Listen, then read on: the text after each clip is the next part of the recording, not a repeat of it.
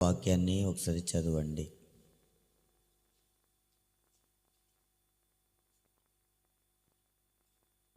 పరమగీతములు 2వ అధ్యాయం 11వ వాక్యం. నా ప్రియురాల సుందరవతి, లెమ్ము రమ్ము, చలికాలము గడిచిపోయెను, వర్షాకాలము తీరిపోయెను, వర్షిక రాదు. దేశమందంతటా పువ్వులు పూసి ఉన్నవి, పిట్టలు కోలాహలము చేయు కాలము వచ్చెను. పావురవ స్వరము మన దేశంలో వినబడుచున్నది. చాలు, పావురవ స్వరము మన దేశంలో వినబడుచున్నది. పౌరమునగా పరిశుద్ధాత్మ దేవుడు స్వరం, పరిశుద్ధాత్మ దేవుని యొక్క స్వరం ఈ మన దేశంలో ఈ రోజులలో వినబడుతుంది. ఈరోజు మన వాక్య ధ్యానం ఏంటంటే 11వ వాక్యంలో, నా ప్రియురాల సుందరివతి, లెమ్ము రమ్ము, చలికాలము గడిచిపోయింది, వర్షాకాలం ఇక రాదు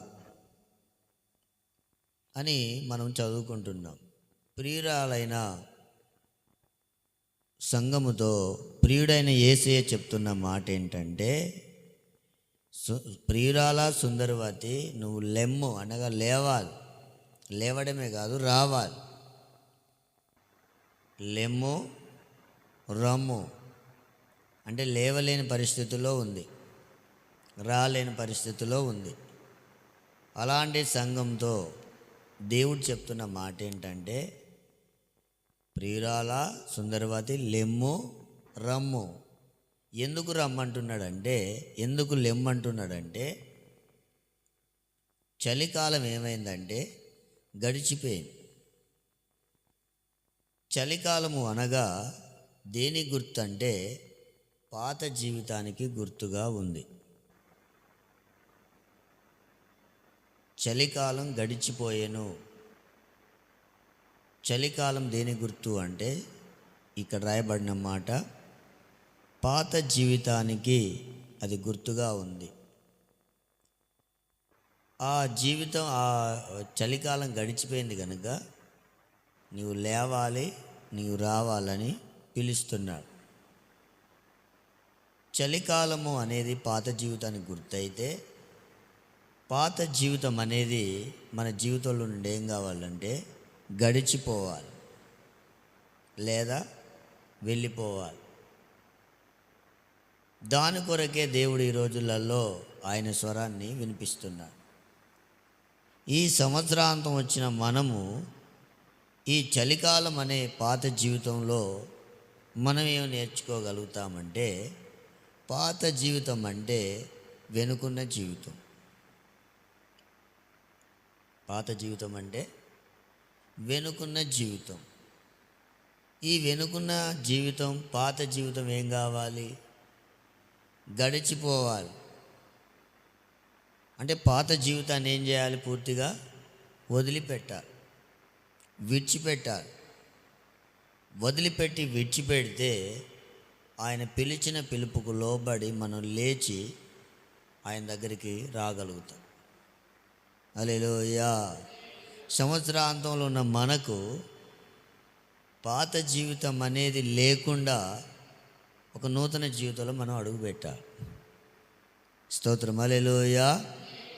పాత జీవితం అంటే మరొక అర్థాన్ని చదువుకుందాం. ఫిలిప్పీలకు రాసిన పత్రిక 3వ అధ్యాయం 13వ వాక్యం.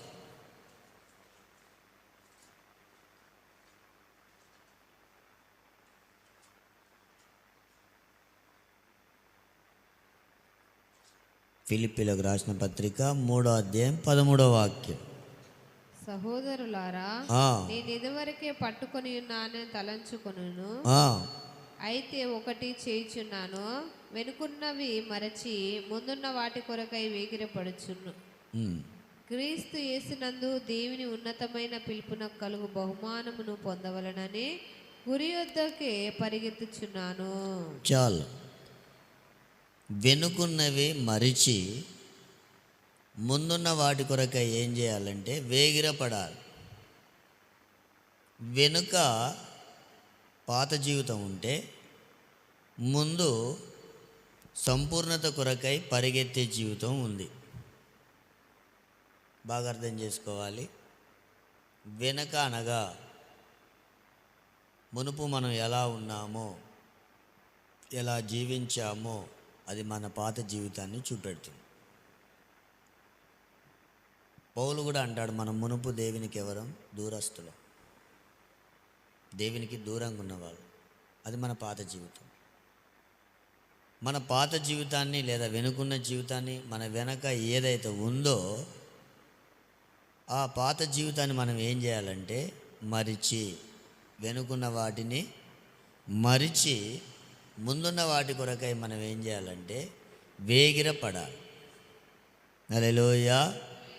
వెనక అనే జీవితాన్ని మనం చూసుకోకూడదు.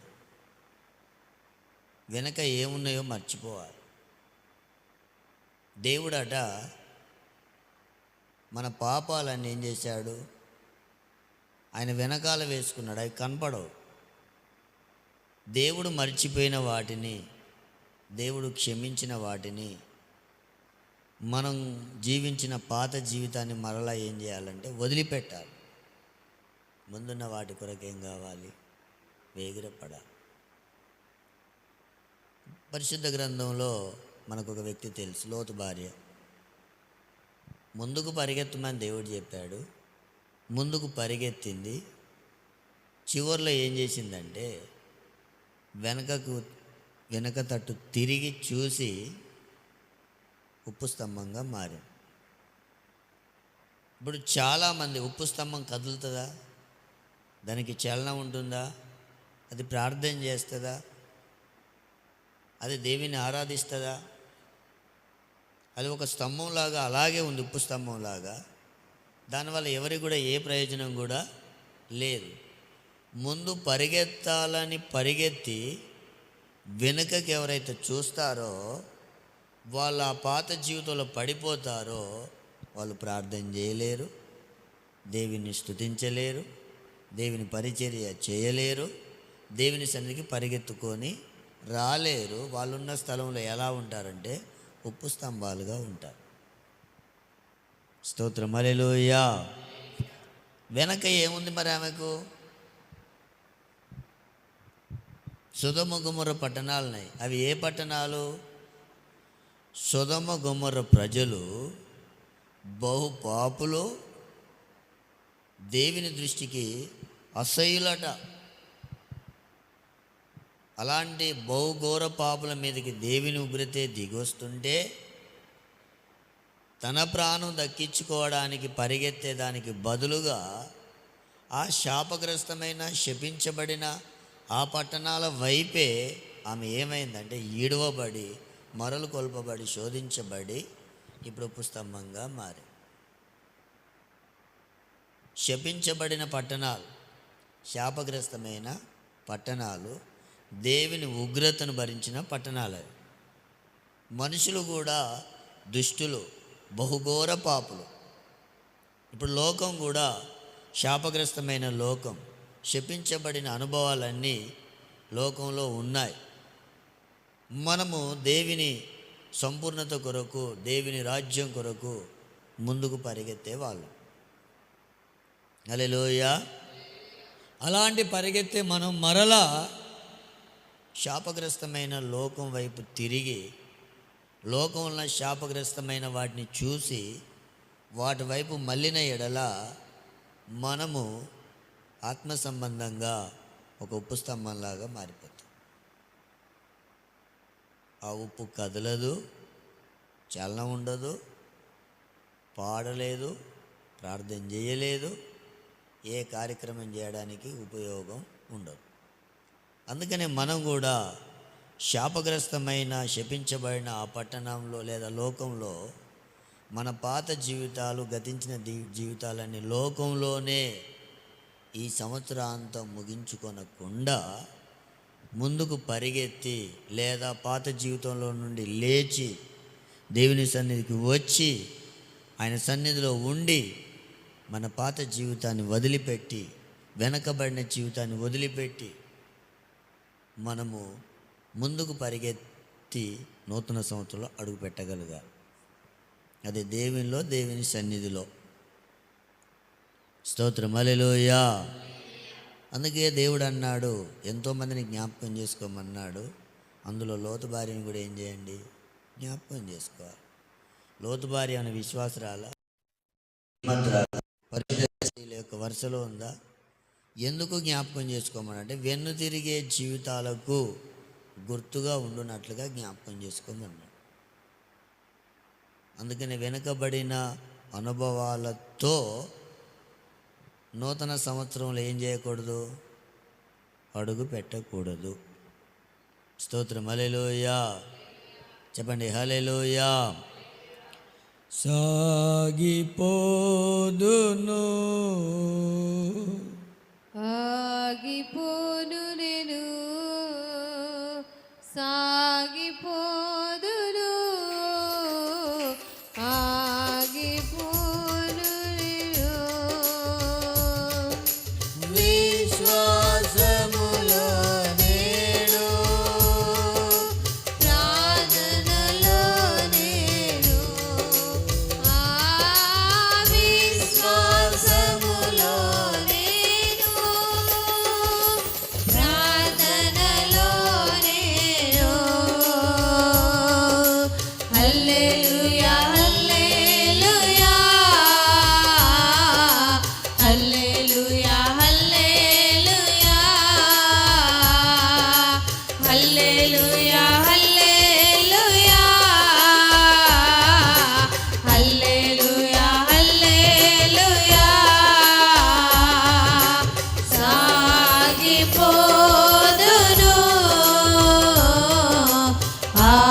ఆగిపోను నేను, సాగిపోదును, ఆగిపోను నేను. ఆమేన్. వెనుక తిరిగే జీవితం లేదా పాత జీవితానికి తిరిగే జీవితాన్ని వదిలేసుకొని మనము నూతన సంవత్సరంలో మన జీవితాలు ప్రారంభించాలి. రెండో అనుభవం కూడా చెప్తా. ప్రకటన గ్రంథం 3వ అధ్యాయం 15వ వాక్యం 16వ వాక్యం చదవండి.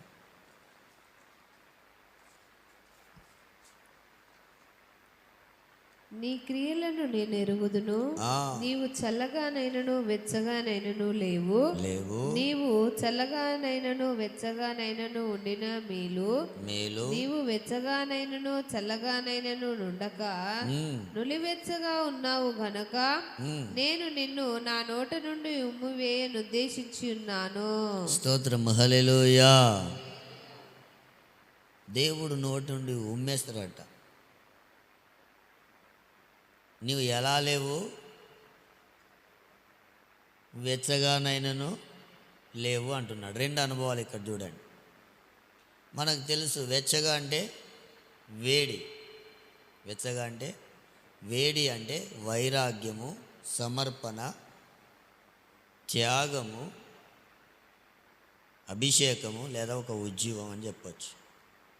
మరి చల్లగా అంటే ఆరిపోయిన జీవితం. వేడంతా చల్లారితే ఏమైంది, చల్లగా అయిపోద్ది కదా. చల్లగా అంటే చల్లారిపోయిన జీవితం.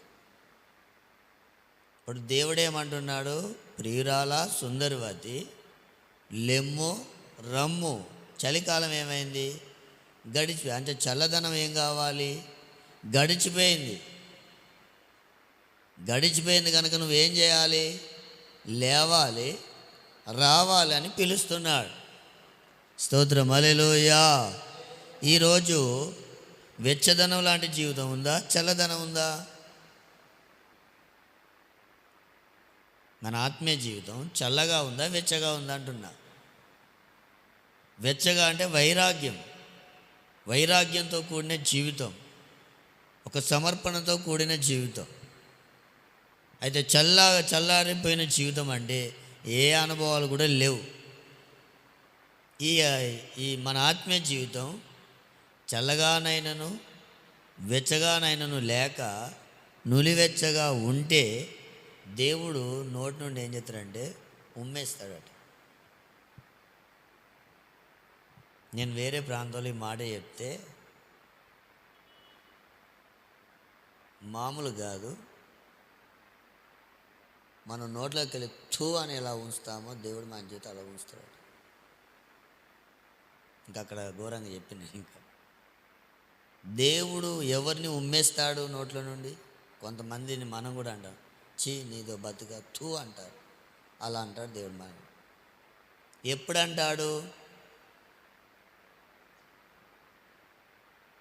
ఉంటే చల్లగా నన్నుండు, ఉంటే ఎట్లుండకూడదట దేవుని దృష్టిలో. చూడండి, అంటే లోకంలో ఉన్నప్పుడేమో ఆ జీవితం, దేవుని దగ్గరికి వస్తేనేమో ఈ జీవితం.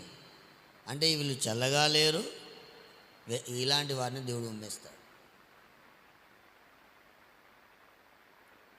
చల్లదనం, చల్లగా లేవు అంటే చల్లారిపోయిన జీవితం.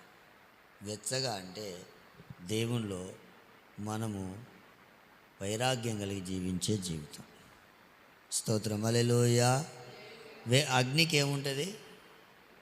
వెచ్చదనం లేదా వేడి. వెచ్చదనం అంటే వేడేగా, వేడి ఉంటుంది. ఇప్పుడు నీళ్ళు ఉన్నాయి అనుకోండి, చల్ల నీళ్ళు అని చెప్పొచ్చు, వేడి నీళ్ళు అని చెప్పొచ్చు, గోరువెచ్చని నీళ్ళని కూడా చెప్పొచ్చు. గాలి ఉంది, చల్ల గాలి ఉంది, వేడి గాలి ఉంది అని ఉన్నాయి.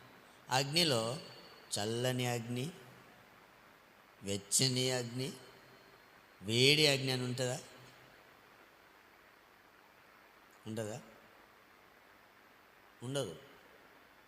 వెచ్చదనం అనేది మనం అగ్నికి తీసుకుంటే అగ్ని అభిషేకం పొందుకున్న ఒక విశ్వాసం. చల్లారిపోయేటట్టుగా మళ్ళీ వేడిలోకి వచ్చేటట్టు కాదు, ఎప్పటికీ దేవుని కొరకు రగిలి మండే వ్యక్తిగా, దేవునికి వెచ్చదనం కలిగిన వ్యక్తిగా ఈ లోకంలో ఉండగలుగుతాడు. ప్రైజ్ ది లార్డ్, హల్లెలూయా. అందుకనే ఈరోజు చల్లదనం అనే ఆత్మీయ జీవితం అనే చల్లారిపోయిన జీవితాన్ని వదిలేసి ఈ సంవత్సరాంతంలో మనం ఎక్కడ రావాలంటే వెచ్చదనంలోకి రావాలి. చల్లారిపోయిన ప్రార్థన జీవితంలోకి వెళ్ళి ప్రార్థించే అనుభవంలోకి రావాలి. ఏ అనుభవాలు అయితే చల్లారిపోయినాయో వాటన్నిటిని దేవుని అగ్ని అభిషేకం ద్వారా మరలా మనం వెలిగించుకొని అభిషేకం కలిగి ఉంటే మనము వెచ్చదనంలో నిలిచి ఉన్నట్లే. ప్రైజ్ ది లార్డ్, హల్లెలూయా. అలాంటి వెచ్చదనం చేత మనం నింపబడాలి. మూడవదిగా ఆదికాండం 41వ అధ్యాయం 50 నుంచి 52 చదవండి. ఆదికాండం 41వ అధ్యాయం 50వ వాక్యం నుంచి 52వ వాక్యం చదవండి. కరువు సంవత్సరము రాకముందు యోసేపుకి 2 కుమారులు పుట్టిరి. ఓను యొక్క యాజకుడైన పోతీఫరు కుమార్తెయగు అస్సేనాతు అతనికి వానిని కనెను. అప్పుడు యోసేపు, దేవుడు నా సమస్త బాధను నా తండ్రి ఇంటే వారందరిని నేను మర్చిపోవునట్లు చేసెనని చెప్పి తన జ్యేష్ఠ కుమారునికి మనష్షి అను పేరు పెట్టెను.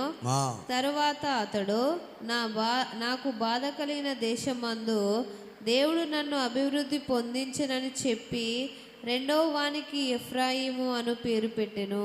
స్తోత్రము, హల్లెలూయా. సంతోషంగా చెప్పండి. కరువు సంవత్సరాలు రాకముందు సమృద్ధి కాలము 7 సంవత్సరాలు, కరువు కాలాలు 7 సంవత్సరాలు. ఈ మాట మీద మీరు దృష్టి పెట్టాలి. సమృద్ధి కాలాలు ఎన్ని సంవత్సరాలు? 7. 7 అనేది సంపూర్ణత గుర్తు. 7 సంఘాలు, 7 నక్షత్రాలు, 7 దీపాలు, ఇంకా 7 బూరలు, 7 పాత్రలు, 7 ముద్రలు, గొర్రెపిల్ల యొక్క 7 కన్నులు, దేవుని యొక్క 7 ఆత్మలు, ఇంద్రధనుసులో ఎన్ని రంగులు? 7 రంగులు. ఇలా 7 అనే సంఖ్య మనం పరిశుద్ధ గ్రంథంలో చూడగలుగుతాం. 7 అనే దేని గుర్తు అంటే సంపూర్ణతకు గుర్తు. ఇప్పుడు సమృద్ధి కాలాలు ఎన్ని సంవత్సరాలు? 7. కరువు సంవత్సరాలు ఎన్ని? 7. ఈ కరువు కాలాలు రాకముందు యోసేపు 2 కుమారులకు జన్మనిచ్చారు. వాళ్ళు మనిషి ఎఫ్రాయిములు అని మనకు తెలుసు. కొంచెం మనం లోతుగా మనం ధ్యానం చేసుకుంటే 7 సమృద్ధి కాలాలు అనేటివి ఇప్పుడున్న కృపాకాలానికి గుర్తుగా ఉన్నాయి. జాగ్రత్తగా వినాలి. 7 సమృద్ధి కాలాలు అనేటివి, 7 సంవత్సరాల సమృద్ధి అనేది ఇప్పుడున్న కృపాకాలానికి గుర్తు. కరువు కాలాలు కూడా 7 సంవత్సరాలు, అది 7 ఏళ్ల శ్రమల కాలానికి గుర్తు. 7 ఏళ్ల శ్రమల కాలానికి గుర్తు. ఇదేమో కృపాకాలానికి గుర్తు. యోసేపు ఏమో యేసుక్రీస్తు గుర్తు.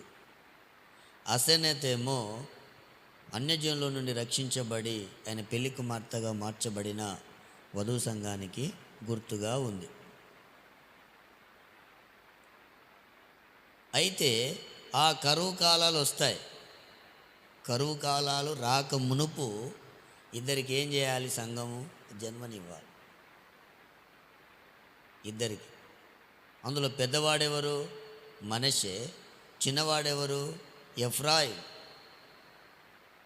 ఆ కరువు కాలాలు రాకముందుకే ఇద్దరికి జన్మనివ్వాలి. అందులో మొదటి వాని పేరు మనష్షే, అంటే మరచుట. నా తండ్రి ఇంటిని, నా కలిగిన బాధను దేవుడు మర్చిపోయేటట్లు చేశాడని చెప్పి అతనికి మనష్షే అని పేరు పెట్టాడు. స్తోత్రం, హల్లెలూయా. చెప్పండి, హల్లెలూయా. కరువు కాలాలు రాబోతున్నాయి. ఆ కరువు కాలాలు రాకముందు సంఘం ఏం చేయాలంటే మనష్షేకు జన్మనివ్వాలి. మనష్షే అంటే మరచుట. ఏం మర్చిపోవాలి? తండ్రి ఇంట్లో కలిగిన బాధలన్నీ ఏం చేయాలి అంటే మరిచిపోవాలి. పౌలు అన్నట్టు వెనుకున్నవి మరిచి ముందున్న వాటికి వేగిరపడినట్టుగా తండ్రి ఇంటిలో ఏ ఏ బాధలు కలిగాయో వాటన్నిటిని మనం ఈ సంవత్సరాంతంలో ఏం చేయాలంటే మరిచిపోవాలి. ఎందుకు? కరువు కాలాలు రాబోతున్నాయి. ఆ కరువు కాలాలు రాకముందు, ఆ 7 ఏళ్ల శ్రమల కాలం రాకముందు ఈ 7 సంవత్సరాల సమృద్ధి కాలం అనే ఈ కృపాకాలంలో మనం మర్చిపోయే వారముగా ఉండాలి. దేన్ని? మనకు కలిగిన బాధలన్నీ మరిచిపోయేటట్లుగా దేవుడే చేస్తాడు. తండ్రి ఇంట్లో కలిగిన బాధలే కానీ, సంఘంలో కలిగిన బాధలే కానీ, మన కుటుంబంలో కలిగిన బాధలే కానీ, మన జీవితంలో కలిగిన బాధలన్నీ మనం జ్ఞాపకం చేసుకోవద్దు. కానీ మరిచిపోయేటట్లుగా మనిషే మన జీవితంలో ఏం కావాలంటే పుట్టాలి. మనకు కలిగినవన్నీ బాధలన్నీ ఈ సంవత్సరాంతంలో మనం మర్చిపోగలిగితే అతని తర్వాత ఎఫ్రాయిం పుడతాడు. ఎఫ్రాయిం జన్మిస్తాడు. ఎఫ్రాయిం అంటే ఫలించుట, అభివృద్ధి నొందుట అని కూడా రాయబడింది.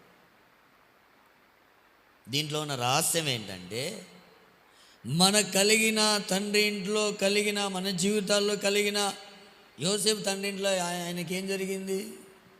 అన్నలు పగబట్టారు. అన్నలకు ఆహారం తీసుకెళ్తే ఆహారం తీసుకొని యోసేపుని ఏం చేశారు? గుంటలో పడేశారు, అమ్ముకున్నారు, నానా ఇబ్బందులు పెట్టారు. వాళ్ళు చేసిన ఆ బాధ, తండ్రి ఇంట్లో అతనికి కలిగిన ఆ బాధలన్నీ కూడా దేవుడు ఏం చేశాడంటే మర్చిపోయేటట్లు చేశాడని మనిషి అని పేరు పెట్టాడు. మన జీవితంలో మనకెవరైనా కీడు కానీ, నష్టం కానీ, సమస్య కానీ, బాధ కానీ, కుటుంబంలో కానీ, సంఘంలో కానీ ఎవరి ద్వారానైనా ఈ సంవత్సరం మనకేదైనా బాధ పెట్టినట్టు మనకు అనిపిస్తే దాన్ని మర్చిపోయేటట్లుగా కృప నిమ్మని దేవుని దగ్గర మనం వేడుకోవాలి. హల్లెలూయా. అది మరిచిపోతేనే ఫలించుట, అభివృద్ధి నొందుట అనేది వస్తుంది. ముందెవరు? మనిషి అంటే మరుచుట అనేది మనలో ఎప్పుడు ప్రారంభమవుతుందో ఫలించుట, అభివృద్ధి నొందుట అనేది వెనక వస్తుంది. మనం మరిచిపోలేదు అంటే మనిషి ఇంకేం కాలేదు, జన్మించలేదు. ఎఫ్రాయిము రాడు. స్తోత్రం, హల్లెలూయా. అందుకే దేవుని దగ్గర మనం ఏం చేయాలంటే కృపను పొందాలి. సమస్తం మర్చిపోయేటట్లుగా, దేవా నువ్వు నాకు కృపనివ్వయ్యా అని ఏం చేయాలి? మనం ప్రార్థన చేసుకోవాలి. ఇలా ఎప్పుడైతే మనం ప్రార్థన చేసుకోగలుగుతామో దేవుడు నిశ్చయంగా ఈ పాత సంవత్సరం ఎండింగ్లో అన్నీ మర్చిపోయేటట్లు చేసి నూతన సంవత్సరంలో ఫలించే వారముగా, అభివృద్ధి పొందే వారముగా దేవుడు మనల్ని మారుస్తాడు. అలాంటి స్థితిలోకి ఎదగాలి. కరువు కాలాలు రాబోతున్నాయి, ఏడేళ్ల శ్రమల కాలం రాబోతుంది, అంత్యక్రీస్తు రాబోతున్నాడు. ఇప్పటికే 666 ముద్ర అమల్లోకి వస్తుంది. చాలామంది కూడా వేయించుకుంటున్నారు. ప్రవచనాలు నెరవేరుతున్నాయి. మందిరం కట్టాలని ఒక దిక్కు ప్లాన్లు జరుగుతున్నాయి. అంత్యక్రీస్తు ఆత్మ కూడా క్రియ చేస్తుంది. దేవుని రాకడ అతి సమీపంగా ఉంది. కృపాకాలం ముగింపులో ఉన్నాం. ఏడేళ్ల శ్రమల కాలం ప్రారంభం కాబోతుంది. ఈ కృపాకాలం ముగించిన వెంటనే మనం ఈ కృపాకాలంలోనే ఏం చేయాలంటే సమస్తాన్ని మర్చిపోయేటట్లుగా దేవుని దగ్గర కృపను అడుక్కోవాలి. హల్లెలూయా. మర్చిపోకపోతే అభివృద్ధి అనేది రాదు.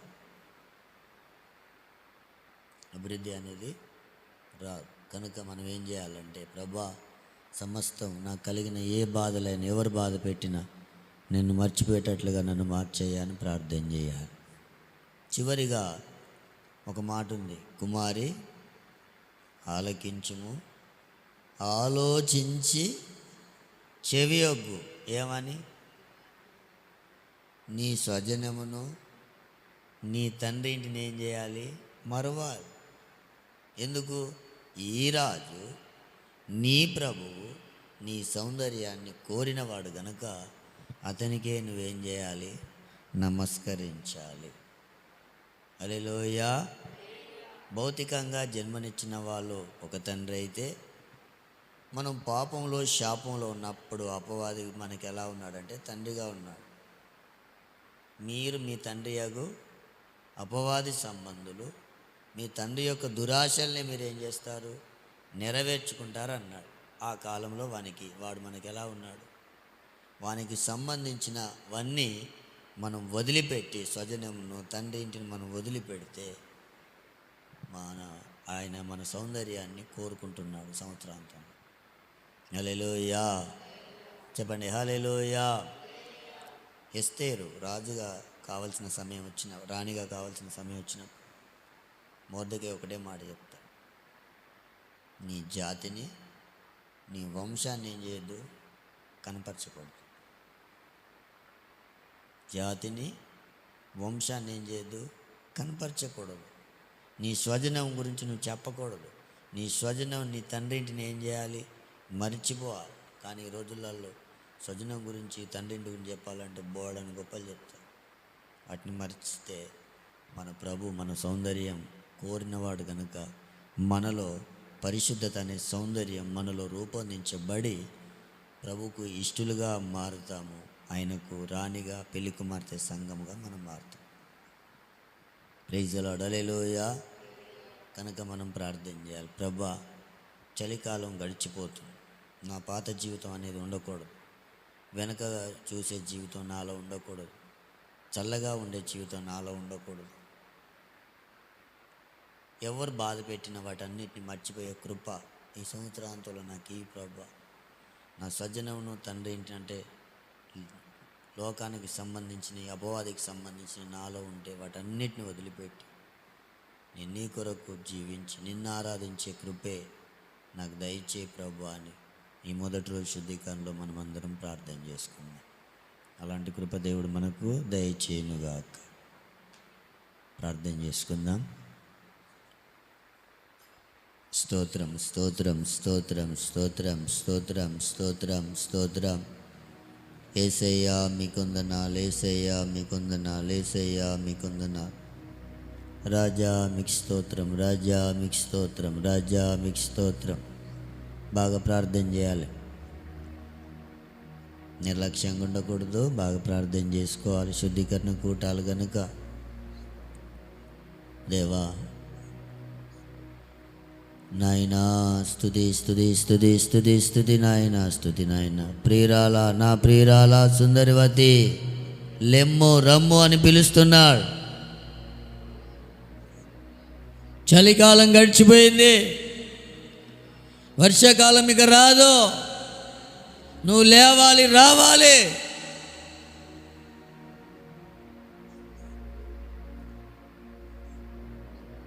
చలికాలం అనగా పాత జీవితం, పాత జీవితం మాలో ఉండకూడదు. పాత జీవితం అంటే వెనుకున్న జీవితం. పౌలు అంటున్నాడు, వెనుకున్నవి మరిచి ముందున్న వాటి కొరకై వేగిరపడుచు అంటున్నాడు. వెనుకున్నవన్నీ మర్చిపోవాలి, వెనుకున్న పాత జీవితాన్ని మర్చిపోవాలి. ముందున్న వాటి కొరకనగా సంపూర్ణత కొరకు సాగిపోయే వారముగా మనం ఉండాలి. కానీ ఈరోజు అనేకులు సంపూర్ణత కొరకు బదులుగా వెనుకకు తిరిగి ఆగిపోతున్నారు. ఈ సంవత్సరాంతంలో వచ్చిన మనం